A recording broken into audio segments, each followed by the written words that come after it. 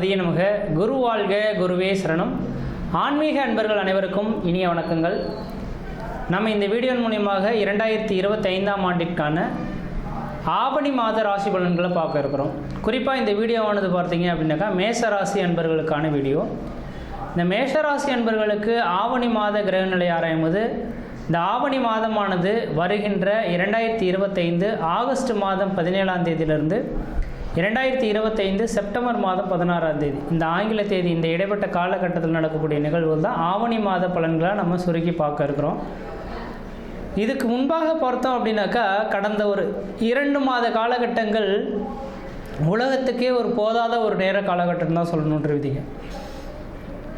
ஆனி ஆடி இந்த 2 மாத காலகட்டங்களும் சோதனை மிகுந்த காலகட்டங்கள். அந்த நேர காலகட்டத்தில் வம்பு வழக்குகள், மிகப்பெரிய தீ விபத்து, வண்டி வாகன தடைகள், விபத்து சந்திக்கக்கூடிய காலகட்டங்கள் எல்லாமே உலக மக்களுக்கு ஒரு போதாத நேரம்னு சொல்லணுன்ற விதி. அந்த காலகட்டங்கள் ஆடி மாதத்தோடு முடிஞ்சு போயிடுச்சிங்க. அதனால் நீங்கள் எதுவும் கவலையே பட வேண்டிய அவசியங்கள் கிடையாது. அனைத்து ஜீவராசிகளும், அனைத்து 12 ராசிக்காரர்களுக்கும் ஓரளவுக்கு மிகப்பெரிய சோதனை நீங்கி ஒரு சாதனை படைக்கக்கூடிய ஒரு காலகட்டம் தொடர ஆரம்பிச்சிச்சு. எப்போதுமே ஆடி மாதம் பிறந்தால், ஆடி மாதம் முடிந்தாலே ஆவணியிலிருந்து ஒரு வளர்ச்சிக்கான காலகட்டங்கள், உத்தராயண புண்ணிய காலகட்டம் தொடங்கக்கூடிய ஒரு காலகட்டம்னு சொல்லுவாங்க. அப்போ இந்த ஆவணி மாத கிரகநிலை ஆராயும் போது மேச ராசியின் அதிபதியான செவ்வாய் பகவான் இதுநாள் வரலும் கேதுவின் பிடியில் மாட்டிட்டு இருந்தார்கள்.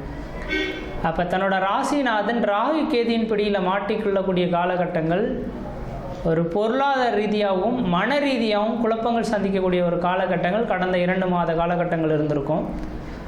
அதை கடந்து வந்திருக்கீங்க.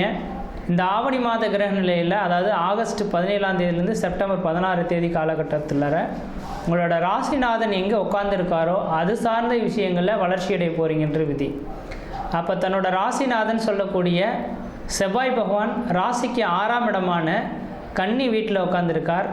இந்த 6ஆம் இடம் ருணம், ரோகம், சத்ரு, எதிரி, பகை, கடன் சொல்லக்கூடிய இடம் என்றாலும் கூட 6ஆம் இடம் ஒரு மனிதனுக்கு வாழ்வாதாரத்தை கொடுக்கக்கூடிய இடம், தொழிலை நிர்ணயிக்கக்கூடிய இடம் அப்படின்ற விதிங்க. இது எதுக்காக சொல்ல விரும்புகிறேன் அப்படின்னாக்கா, ஒரு மனிதனுக்கு நிரந்தரமானது தொழில் அமைப்பு.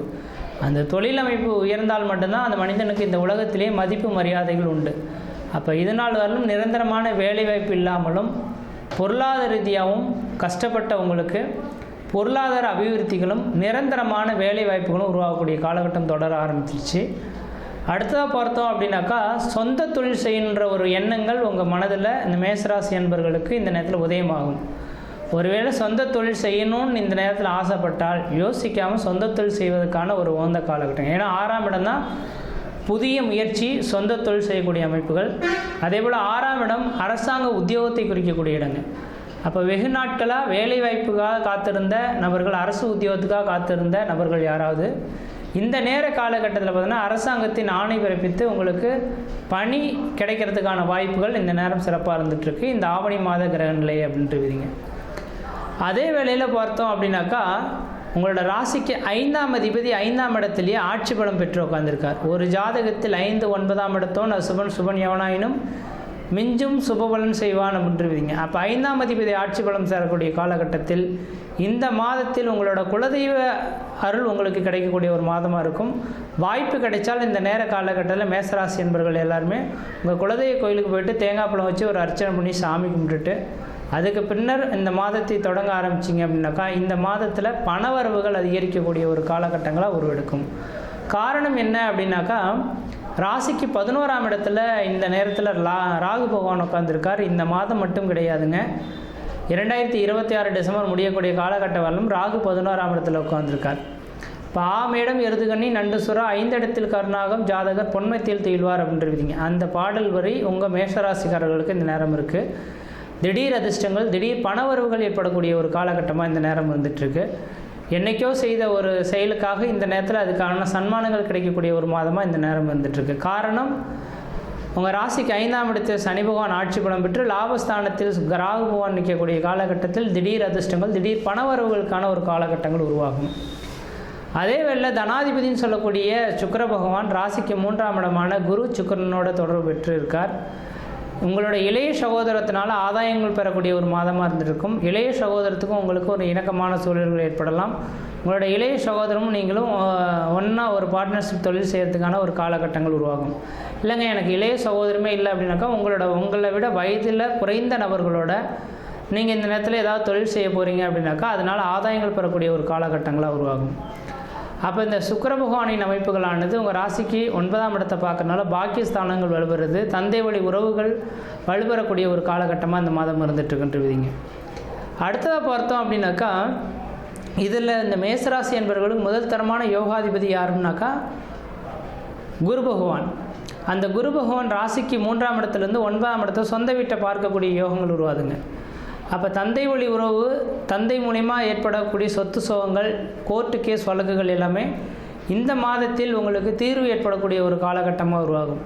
இல்லை சார் என்னோடய தந்தை வழி சொத்து சோகங்கள் நிறையவே இருக்குது, அதில் அந்த பங்காளி உறவுகளில் பார்த்திங்கனாக்கா பத்திரங்கள் பிரிக்கப்படாமலே இருந்துகிட்ருக்கு, அதை விற்றுட்டா என்னோடய கடன்களை தீர்த்து முடிச்சிருவேன்னு நினைக்கிறேன் சார், அதுக்கான வாய்ப்புகள் கிடைக்குமா அப்படின்னு எதிர்பார்க்கக்கூடிய நபர்களுக்கு இந்த மாதத்தில் அதுக்கான வாய்ப்புகள், தீர்வுகள் கிடைக்கக்கூடிய ஒரு காலகட்டமாக இந்த மாதம் இருந்துகிட்ருக்கு. இந்த ஆவணி மாத கிரகங்களில் மேசராசி என்பவர்களுக்கு ஏதோ ஒரு இடத்துல பண வருவாய்கள் அதிகரிக்கக்கூடிய காலகட்டமாக இருந்துகிட்ருக்கு.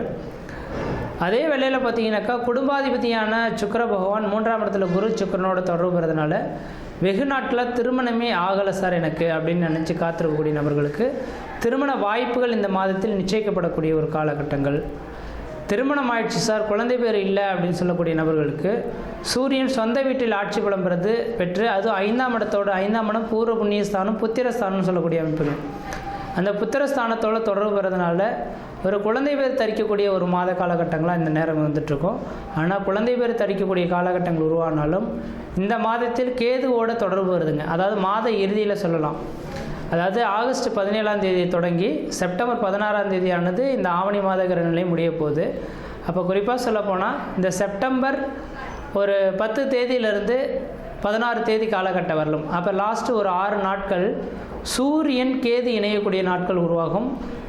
பெற்றெடுத்த குழந்தைகளுக்கு உடல் ரீதியான தொந்தரவுகள், மருத்துவ செலவுகள் அவ்வப்போது வந்து போகலாம். அல்லது புதுமையாக யாருக்காக குழந்தை தரிக்கலாம், ஆனால் அந்த நேரத்தில் அபார்ட் ஆகிறதுக்கும் வாய்ப்புகள் இருக்குது. கொஞ்சம் எச்சரிக்கையாகவும் இருக்கக்கூடிய காலகட்டங்கள். ஆனால் இந்த நேரத்தில் உருவாகக்கூடிய கருத்தரிக்கக்கூடிய விஷயங்களை நீங்கள் தான் சரியாக பாதுகாத்து கொள்ளணுன்றீங்க. அந்த ஒரு 6 நாட்கள் மட்டும் கடந்துட்டோம் அப்படின்னாக்கா சூரியனை கடந்து கேதுவை கடந்து சூரியன் கடந்து போயிடுவார். அதனால் பெரிய லெவல் பாதிப்பு இருக்காது. அப்போ இந்த மாதத்தில் குழந்தை பேர் இல்லாத நபர்கள் குழந்தை பேர் தரிக்கிறதுக்கான வாய்ப்புகள் உண்டு. திருமணம் ஆகாத நபர்கள் திருமண வாய்ப்புகள் கூடி வரும். சொந்த தொழில் இல்லைன்னு கஷ்டப்படக்கூடிய நபர்களுக்கு சொந்த தொழிலில் கொடிகட்டி பறக்கக்கூடிய காலகட்டங்கள். தனியார் துறை வேலைவாய்ப்பில் உங்களுக்குன்ற ஒரு அங்கீகாரம் கிடைக்கக்கூடிய காலகட்டங்கள். இந்த நேர காலங்களில் சனி பகவான் பார்த்திங்கன்னா கடந்த மார்ச் மாதம் 29ஆம் தேதியே வந்துட்டாருங்க உங்கள் 12ஆம் இடத்துக்கு. இப்போ 12ஆம் இடத்துக்கு சனி பகவான் வந்துட்டாலே வெளியூர் வெளிமாநிலம் வெளிநாடு தொடர்பு வரணுன்றீங்க. அப்போ மேசராசி என்பவர்கள் இந்த நேரத்தில் இடம் விட்டு இடம் பெயர்றதுக்கான காலகட்டம் தொடர ஆரம்பிச்சிருச்சு.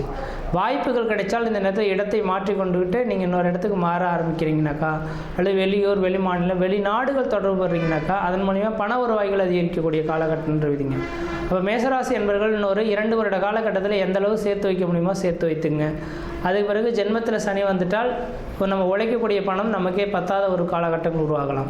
இப்போ என்ன நினைக்கிறேன் அப்படின்னாக்கா இந்த நேர காலகட்டத்தில் கொஞ்சம் பணத்தை சேகரித்து வச்சுங்க, திட்டமிட்டு செயல்படுறது ஓரளவுக்கு நல்ல பலன்களை தரும். இந்த மாத காலகட்டத்தில் பார்த்திங்கனாக்கா வாணிபம் செய்யக்கூடிய நபர்கள், ஏற்றுமதி இறக்குமதி செய்யக்கூடிய நபர்களுக்கு ஓரளவுக்கு வளர்ச்சிக்கு பெருந்த ஒரு காலகட்டமாக இருந்துகிட்ருக்கு. அதனால் வாணிபம் வியாபாரம் சம்மந்தப்பட்ட துறையில் இருக்கக்கூடிய நபர்கள் ஓரளவுக்கு வளர்ச்சி மிகுந்த காலகட்டமாக இருந்துகிட்ருக்கு. இந்த மாத காலகட்டத்தில் நீங்கள் வழிபடக்கூடிய தெய்வம் எது அப்படின்னு பார்த்தீங்கன்னாக்கா குரு பகவானை வராருங்க. குருவின் அம்சம் பார்த்தீங்க அப்படின்னாக்கா பிரம்மா. அப்போ பிரம்மா கோயில் போயிட்டு ஒரு தடவை வழிபாடு செய்துட்டு வந்தீங்க அப்படின்னாக்கா தலையெழுத்தை மாற்றி வைக்கக்கூடிய சக்திகள் அவருக்கு உண்டு. அதனால் இந்த மாத காலங்களில் நீங்கள் பிரம்மாவை வழிபடுவதன் விளைவாக இந்த மாத காலத்தில் அதிகப்படியான சந்தோஷங்களை அனுபவிக்கக்கூடிய ஒரு காலகட்டமாக உருவாகும். ஒரு சுருக்கமாக சொல்லணும் அப்படின்னாக்கா மேசராசி என்பவர்களுக்கு கடந்த 2 மாத காலகட்டங்களில் இருந்த போராட்ட வாழ்க்கைகள் நீங்கி மன நிம்மதி மன சந்தோஷங்கள் பெறக்கூடிய காலகட்டம் உருவாயிடுச்சு. குடும்பத்தில் ஒரு சுப நிகழ்வுகளும் சுபகாரியங்களும் அழியா சொத்து சேர்க்கை வாங்கக்கூடிய காலகட்டங்கள், பொருளாதார அபிவிருத்திகள் பெறக்கூடிய ஒரு காலகட்டம் உருவாயிடுச்சுங்க. அப்போ இந்த நேர காலகட்டத்தில் நீங்கள் எடுக்கக்கூடிய முயற்சிகள்லாம் உங்களுக்கு சாதகமான சூழல்களாக இருந்துகிட்ருக்கு. முயற்சி எடுத்து பாருங்கள், கண்டிப்பாக வெற்றி பெறுவீங்கள். நன்றி, வணக்கம்.